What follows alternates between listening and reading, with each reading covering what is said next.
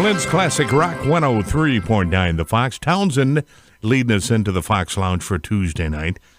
Cook's Classic Cars and Guitars are here, and the man who runs it does a hell of a job. What's happening, Mark? What's up, man? Same old thing, you know that. Same old thing. I know. You're in the lounge tonight. Who do you have with you? Well, tonight is going to be a little bit different of a night. It's not going to be about classic cars and guitars. No music, no car guys. Tonight is about two of our sponsors. We have Rachel from Rachel's Intentional Wellness out of Fenton, and we have Mr. Wagyu himself, Mr. Mike Kennedy. We can talk on all things Wagyu. No, it's going to be a good show. It's going to be a lot of information that people really need to listen to of what these two got to say, because if you look up anything they've got to say, and me and Mark have talked about it, you definitely need to listen. Right, so, listen to what they have to go. Back to you, Mark. We'll hear some music and be back in a few. All right, we're going to be back with In the Lounge, but we've got Aerosmith right now on the Fox. Flint's Classic Rock 103.9 The Fox. Rhiannon, Will You Ever Win? That's Fleetwood Mac. As we are in the Fox Lounge for a Tuesday evening with Cook's Classic Cars and Guitars. Bill Cook is here. What is happening, Mark? What's happening? Well, tonight, people, this is stuff that you need to listen to. Like I say, we're doing a different show tonight off of our normal about music and the car scene. Tonight, we have two of our great sponsors here. We have Rachel from Rachel's Intentional Wellness, and we have Mr. Mike Kennedy from Mr. Wagyu Ranch. But first off, we're going to start with Rachel. How you doing, Rachel? Great. How are you? Good. I guess I'm not going to do nothing with our other sponsors and that tonight because there's a lot to talk about, because what you guys have told me is just so interesting. But first off, what exactly is Rachel's Intentional Wellness? Well, we are a hormone optimization clinic, and most of the time when people think of hormones, they think of testosterone therapy, but it's so much more than that. We are a overall health and wellness clinic that focuses on preventative medicine and really trying to stay as young as possible, as long as possible. What exactly is it? I mean, it's men and women's health that you deal with? Yes. A lot of times women come in first and they kind of drag their husbands in the door, which is kind of fun. But yeah, we treat women for all sorts of hormone imbalances, from perimenopause, menopause, to PCOS for the younger gals. And then we treat men too for andropause and any type of issues that are related to hormone imbalances. Now, is this like natural remedies, or is it? Yes, we use only bioidentical hormones, and we focus on natural options, things that are beneficial and disease process prevention. So what is like some stuff that people are probably going out of, how am I trying to say it, like to other kinds of clinics and stuff? Because it sounds like you can probably save money versus where they're going to like other means.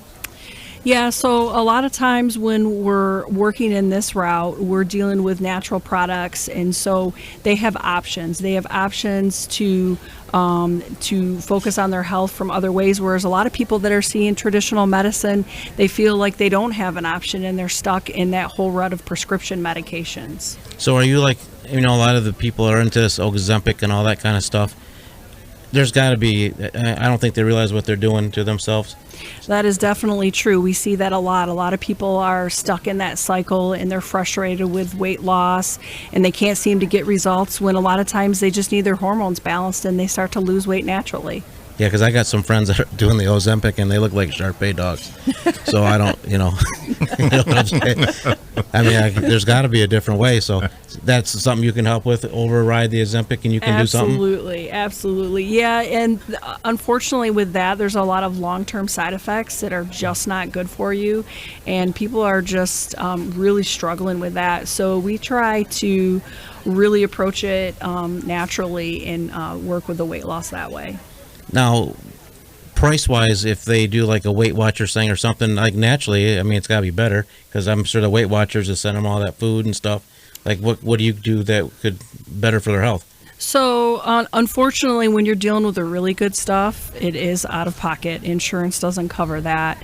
But with the hormones, we do have plans where we deal with gut testing and nutrition, and that is a really big deal right now because a lot of people aren't realizing how much they have issues with sensitivities and to different foods, and that can be a barrier to their weight loss as well. And so we do a lot of nutritional testing, and we can figure out where those barriers are so that they can overcome that. So you like test for like different allergies and stuff like that to foods? Because the story about that is with her husband here, Mike. I mean, sooner or later here we got to get on this meat glue topic because Rachel found out that Mike was allergic to it, right? Oh yeah, I tortured him really good for a while, and it was kind of fun actually. We started with our personal journey of food sensitivities and trying to figure out, dairy intolerances. So many people have dairy issues these days, and we did these sensitivity tests, which is very different from an allergy test. So these are just telling you what your body is just resistant to. And we found out that now they're doing meat glue is showing up on a lot of these food sensitivity tests, and that will just absolutely blow your mind. Oh, like I say, I flicked it up after we talked about it at my shop. It's disgusting. I mean, what exactly is it? So people know what they're putting in their body. I mean, Mike, do you want to chime in on this one? Because you're Mr. Meat Glue too. It was really interesting. It was pretty nasty. I ended up going and looking it up, and of course I can't pronounce any of the words that stuff is made out of, but it's a bunch of stuff that they put into all the byproducts and smash together in a mold and make a pretty little steak out of it. And then whoever buys that steak thinking that they're getting a premium steak, and because it looks good, but what's in it isn't great for you. How did you find that in him? So basically, we've got so many people that are walking around with issues like inflammation, indigestion, bloated stomach, and we're thinking that that's normal. And guess what? It's not normal. So we get these symptoms going on, and I thought, well, I'm going to start digging and I'm going to look into this. So I found a company who was doing these tests, and it actually just showed up on the test, and it was highlighted as pretty moderate, and I was pretty shocked that that was one of the issues that he had. This stuff was never on those tests before. No. It's So there's actually like a It's a test new thing. test for This meat is a glue. new thing that they all of a sudden That's gotta we're be an testing issue then. for now, and it blows my mind. I just don't. So understand. how did you find? Like, how did you pinpoint that was the allergy? Or It shows up on the test. It gives you a range of mild, moderate, severe, and it shows up on the test as severely sensitive to this issue.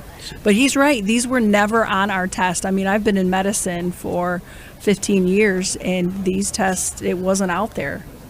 This is a new thing. so when you found out you were an issue, like, does it say like you are allergic? You're gonna die?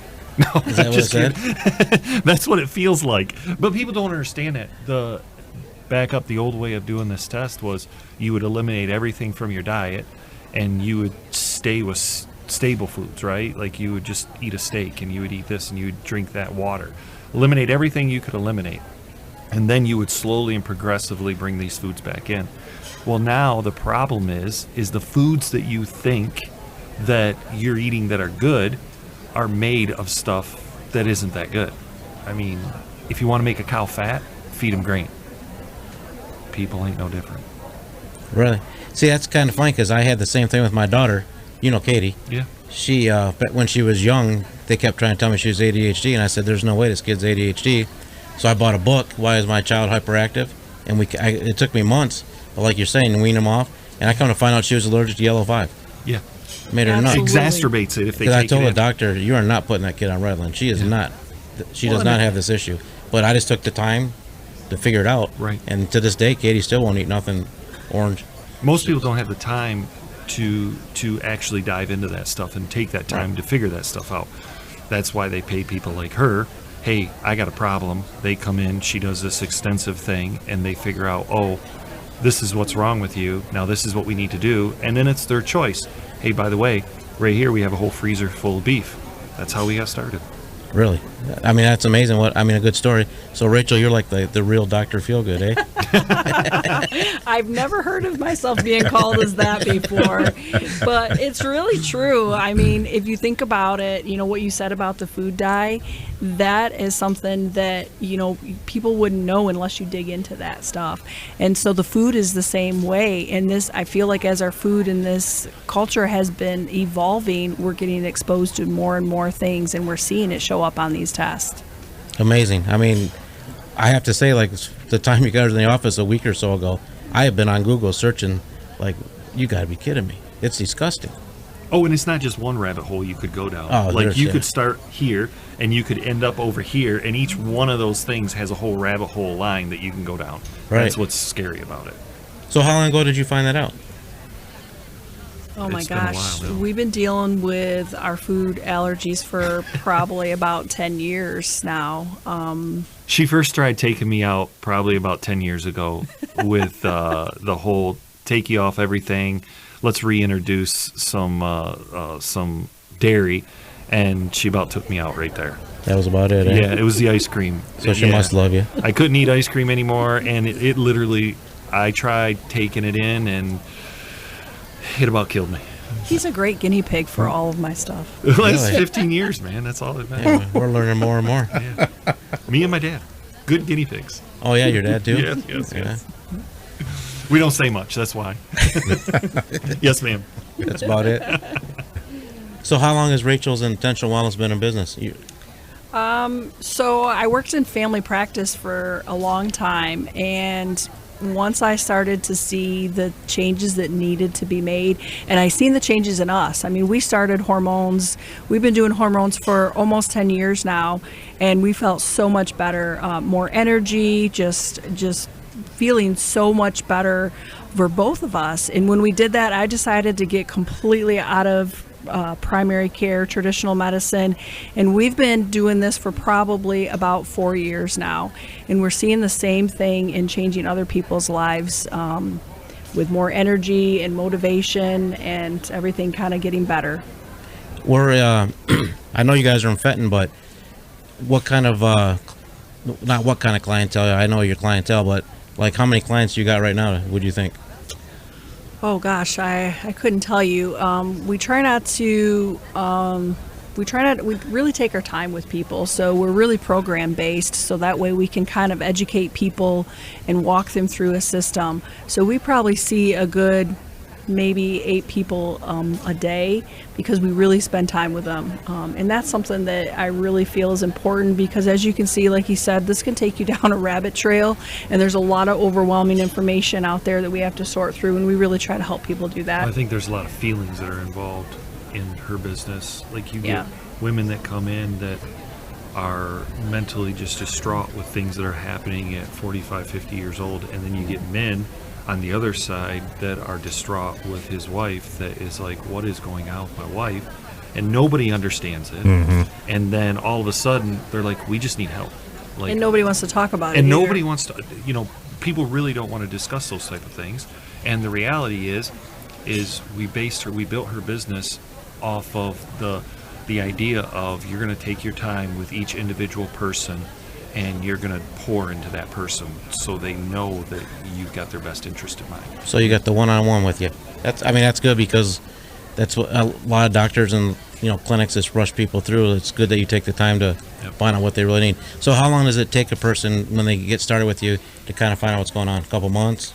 We start with a full panel of blood work from the very beginning, and I sit down with each person, and it takes us about an hour, hour and a half to go through everything line by line. So they're getting answers right away. At their very first visit, they walk away with a plan on exactly what to do. Like weight, everything included? It's basically a plan across the board? Yep, we It's figure not out. just one area? Yep, we figure out what the goals are, and we cover things from cholesterol to hormones to inflammation to meat glue. So before we end this segment, Rachel, where exactly are you guys located at? You want to give us an address and phone number? Yeah, we are right downtown Fenton off of North Leroy, and I always tell people, if you're from Fenton, you know where the bike shop is. We are next door. All right.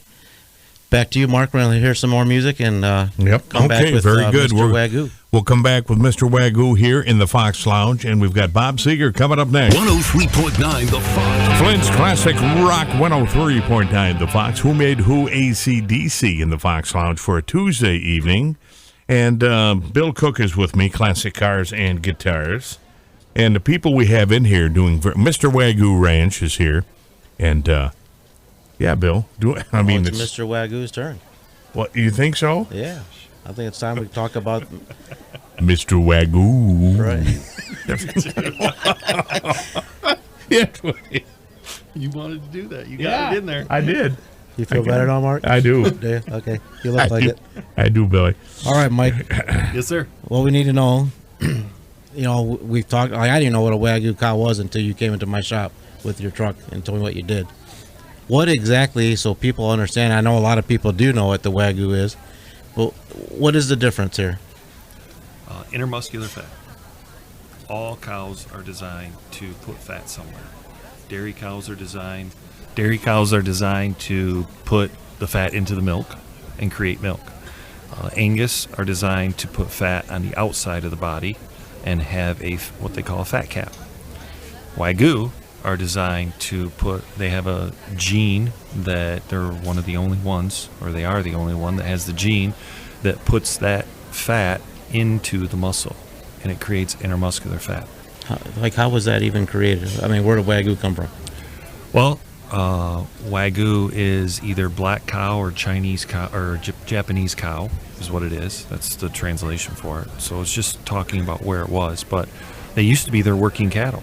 And then what happens is they started designing these cows because they just kept getting better and better on the marbling, and they just kept forcing that in and lowering the amount of milk they made. And it's just a breeding program, right? So then hundreds of years ago, whatever you want to say, they created this cow, and it was over there for years and years and years. And then finally, way back in the day, we brought 10 of them over here and created that market over here. Oh, wow. Yep, started with 10. And they originally wanted to bring them over to bring more marbling into the Angus world and into the other cattle. So did they breed them with our cows? Those are called F1s. And so the traditional Wagyu, when you see the word American Wagyu, that is what we call an F1. That is traditionally an Angus crossed one time with a Wagyu bull.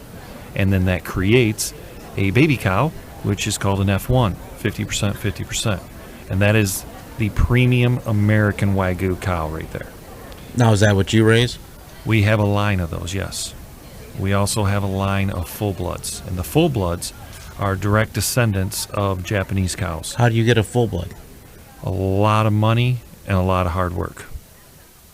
You basically buy them, and you create your program, and then you just grow that program out, and it's not cheap. Oh, I bet. Yeah, it's very expensive. So traditionally an Angus goes anywhere from 12 to 18 months, and then it moves to slaughter. A Wagyu goes 3 years to 4 years. Before you can butcher it? Before you butcher it. Oh, wow. There are people doing it in 26 and 28 months, and they are what you would see as a beautiful steak. It looks like one of the most beautiful steaks you've ever seen if you like marbling in your ribeye. The problem with that is the other benefits don't come along with that at that young of an age. So Wagyu traditionally do not start marbling until the 17th month of life. So you're as old as an Angus going to butcher before you even start marbling this cow. And that's on full feed, which is full grain. You're pumping the grain to this cow. And then after that point, now you're moving into marbling, which is the intermuscular fat, and then the omega-3s are the other benefit of that. So a good Wagyu should have a 1-to-1 ratio of omega-6 and omega-3s to where all other beef is primarily omega-6. So it's clogging up your arteries. Wagyu cleans your arteries. Really? Yes. And there's tons of information about that out there, and there's a lot of documented information about that. So a lot of people are loving the Wagyu for grass-fed animals right now because And there's tons of arguing over this in the world because some people don't believe you should do this and other people do. But what I think is, I think you should do what your customer wants or what you want is what I think you should do. And what happens is you grow a cow just on grass, and if anybody's ate that, if had that to eat, then they've had an extremely lean piece of meat, no marbling in it at all. There's no marbling. It's like venison. It's very lean. Elk, all these things. They are good. They're great as long as you take care of them right and butcher them correctly. But with Wagyu, you can do a grass-fed animal, and you have to push it to 4 years, and you still get marbling just off grass. So now you're getting the benefit of eating a nice steak that tastes better than any other grass-fed steak, and you're getting the benefit of the grass-fed, which is a clean animal. So so if you got to raise a Wagyu for 3 to 4 years before you can butcher, is there like a lot more meat on that cow? No. Or so it's basically the same size as a regular steer? It is the same size as what it normally would be, yes. Really? Yeah, it doesn't have nothing to do with size. They're actually a little smaller. So it's the marbling. It's all about what's in the meat. It's about what you're putting into your body is what it comes down to. So in order to have a stockpile of Wagyu meat, you must, how many heads do you got? We have 25 and 22. So we have 22 F1s and we have 25 full-blood Wagyus. So like with your current herd, like how many could you slaughter now? We're actually taking one in tomorrow. And then we're taking one in tomorrow. And then the next one is 2 months from now. So how much meat can you get out of? The curiosity is just So got me. that's an I grew up on interesting- a dairy farm. So Yeah, that's interesting right there because a lot of people get super confused and they get frustrated because this farmer told them this and this farmer told them this, and then you look online and it's this, and they don't understand the calculation difference. And so there's really 3 or 4 different ways that people price meat. So there's how you get it in the store, which is called boxed meat. Okay, that meat comes prepackaged, deboned, or there's a piece of bone in it, your bone-in ribeye, your bone-out ribeye, so on, so on, so on. Then you have your hook price, or on the hook price, and that's what generally most farmers sell at. And then you have your hoof price, and that's what people that are buying in order to finish to take to the market buy at. So there's tons of different ways this is done. There's farmers out there that they buy cows from people like me, and then they turn around, feed them for 2 or 3 months, and then they sell them to the individual person, and you don't know where you get it from, or they get it from stockyard. Nothing wrong with that. It's great business. They provide a good service. And then there's people like me that raise them from calf. I have the moms, I have the bulls, I raise calves, I raise feeders, and then I raise finished product. Okay. And then I take it right to butcher myself. And then if you're in the county, I deliver it myself because I want the conversation with the individual. The whole thing started out of I don't want to raise anything that my kids wouldn't eat, my grandkids wouldn't eat. We were frustrated. We wanted a good steak, and we wanted to start putting good stuff into our family. And then we wanted to create a legacy.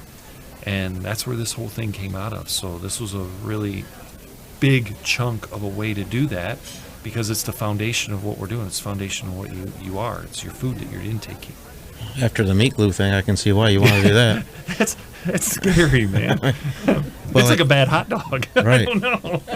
Well, like everyone I've talked to, like I was telling my neighbor, he wants to get some, and he's had it. My buddies all had, and they say that you've just never had a piece of meat until you've had a Wagyu. That it's just like candy, just melts in your mouth. Like they said, it's just a different. So and that- you gave me that one for my wife, and Yeah, there's a huge difference here that we're talking about, so, and this is what people don't understand. Here in America, the average person doesn't want what you would think in your head when you say the word A5 Japanese steak. That meat is almost pink, right? And that meat's got so much fat. My kids don't like that. My 2 kids don't like that. I like it, but I wouldn't eat that on an everyday basis. I like the American Wagyu, but I like full bloods because I like the benefit of the omega-3s, and I like the added benefit of the grass-fed product because there's health benefits to that too. So I run my animals, my personal animals that we eat, we run 4.5 years.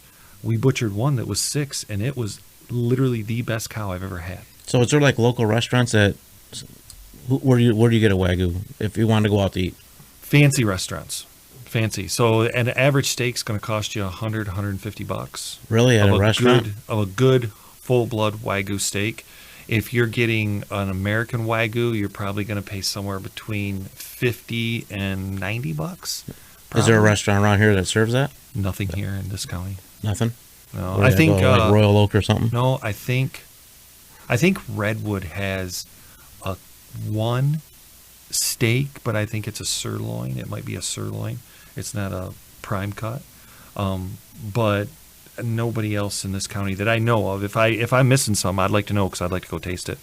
But I'm a big fanatic about going to restaurants and tasting, seeing what cuts they got and what other people are doing. So I bet.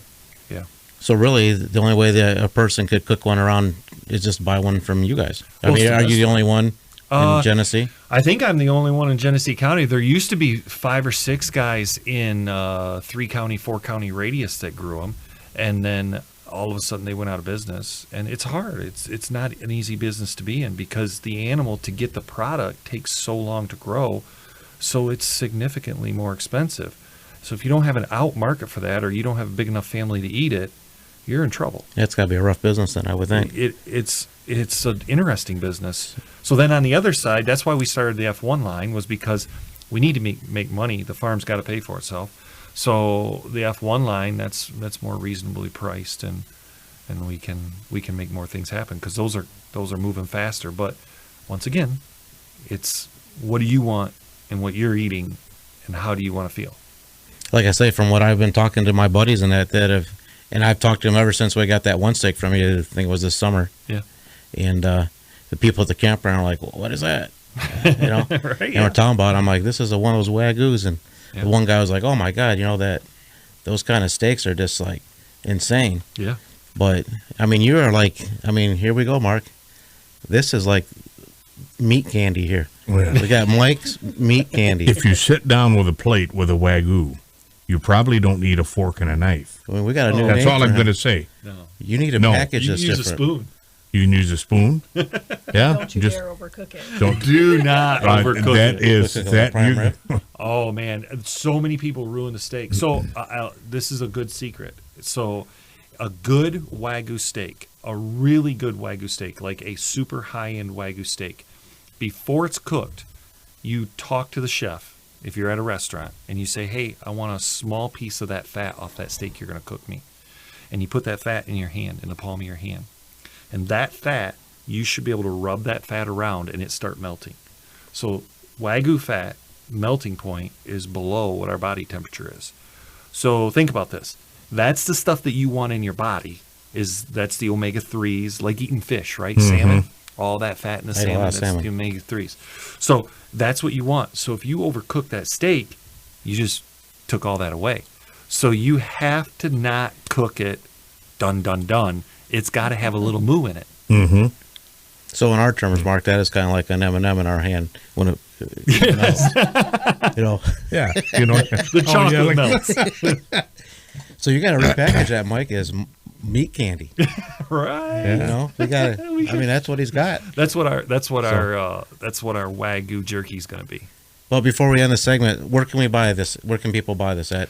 Mr. Wagyu Ranch. That is our base website. It is our store. Is that MrWagyuRanch.com?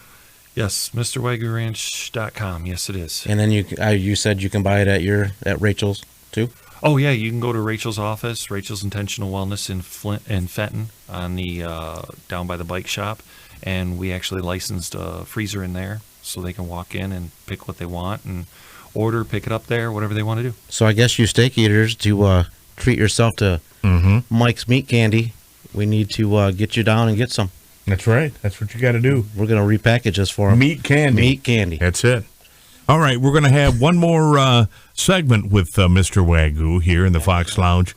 for Tuesday evening. More Fox Rock on the way. Take a break from the workday. Flint's Classic Rock 103.9 The Fox. Mick and the Stones right there, Beast of Burden. As we're in the Fox Lounge for a Tuesday evening, classic cars and guitars. Bill Cook is here. Yeah, welcome back. Before we close out, I want to thank Mike and Rachel for coming in. I think tonight was extremely informative, and I hope everybody listened. But Mike's got an offer, too. If you go to MrWagyuRanch.com, which is spelled W-A-G-Y-U, and type in Save Big at the end of your order, you will get a 20% discount, which is pretty big, I would think, Yeah, it's a big chunk.